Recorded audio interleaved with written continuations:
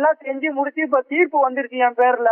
இப்ப இந்த நேரத்துல வந்து அவங்க என்ன கேக்குறாங்க, எனக்கு வந்து இடத்துல வந்து பாகம் கொடு அப்படின்ட்டு நிக்கிறாங்க. நம்ம என்ன பண்ண முடியும்? இவ்வளவு செஞ்சு உனக்காகவே உழைச்சி உனக்காகவே அவன் கையில கொடுத்துருக்கேன். 2 பிள்ளைங்களுக்கு பிரசவ செலவுல இருந்து எல்லா செலவும் நான் கிட்ட இருந்து நான் பாத்துருக்கிறேன்.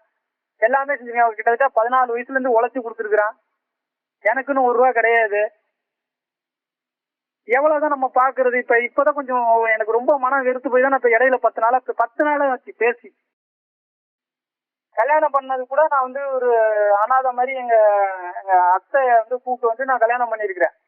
கிட்ட வந்து நின்று அம்மா அப்பா மாதிரி செய்ய வேண்டிய இவங்களே வந்து விலகி நின்று எல்லாத்தையும் ஒவ்வொரு இடத்துலயும் போய் எனக்கு ப்ரெஷர் பண்ணி கொடுக்குறது, ப்ரெஷர் கொடுக்கறது, இதே மாதிரியே தான் வேலை. தடுத்து நிறுத்தது, கல்யாணத்தை பண்ண விடாம தடுத்து நிறுத்திட்டு இருந்தாங்க.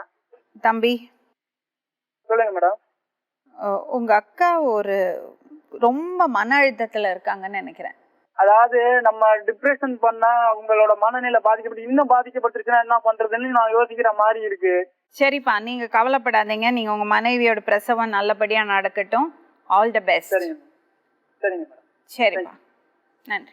எல்லாருக்கும் பிரச்சனை இருக்கு, புரியுதா? நீங்க இப்படியே பண்ணிட்டு இருந்தீங்கன்னா உங்க வாழ்க்கை கெட்டு போயிடும், பசங்க வாழ்க்கை கெட்டு போயிடும். தம்பியை ரொம்ப வருத்தப்படுறான். நீங்க கொஞ்சம் சமாதானம் ஆகி ஹாஸ்பிட்டலில் போயிட்டு நீங்க தூங்குவீங்களா? நல்லா தூங்குவேன் மேடம். இப்போ இந்த கொடுத்த ப்ரெஷர்ல அப்படி இருக்கு. பார்த்ததுலேருந்து உடம்ப பார்த்துக்கிட்டு உங்க மனநிலையை கொஞ்சம் தேர்த்திக்கிட்டு கொஞ்சம் இதெல்லாம் பற்றி யோசிக்காம நீங்க கொஞ்சம் பார்த்துக்குங்க. இல்லைன்னா பசங்க வாழ்க்கை சுத்தமாக கெட்டு போயிடும். 2 பசங்களும் ரொம்ப மோசமான நிலைமையில இருக்கான். உங்களுக்கு உங்க புருஷன் வேணுமா வேண்டாமா? வேணும் மேடம். அங்கே போகாமல் வந்தால் ஏற்றுக்கிறேன். அதாவது முதலே சொல்லிட்டேன் மேடம். இல்லை, இப்போ கொஞ்ச நாள் அவர் அங்கே இருந்துக்கட்டும், நீங்கள் விட்டுருங்க. இருக்கட்டும். நீங்கள் அதை பற்றி மறந்துடுங்க. உங்களுக்கு என்ன வேணும்? அதெல்லாம் தாராளமாக போகுமா? அதெல்லாம் இந்த ஒரு வாரத்துக்கு தான் பதில் இல்லாமல் அசிங்கப்பட்டு ரோட்டில் நிற்கிறேன். சரி, இப்போ நான் சொல்கிறது கேளு.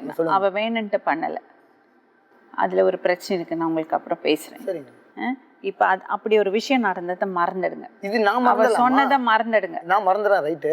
இதை நீ வாட்ஸ்அப்ல போட்டு ஊர் ஃபுல்லாக பரப்பிருக்கு. அவன் என்னை செருப்பால் அடிக்கான், காரி துப்புறான். அல்லமா இதுக்கு என்னம்மா செய்வோம்? என்ன பண்ணலான்னு இருக்கீங்க? அதுக்கு என்ன நீங்க சொல்லுங்கம்மா. நீங்க சொல்லுங்க, உங்களுக்கு என்ன வேணும்? இப்போ எனக்கு வந்து இந்த வார்த்தைக்கு பதில் வேணும். இது நடந்தது உண்மையா பொய்யாங்கிறது உனக்கு தெரியும்.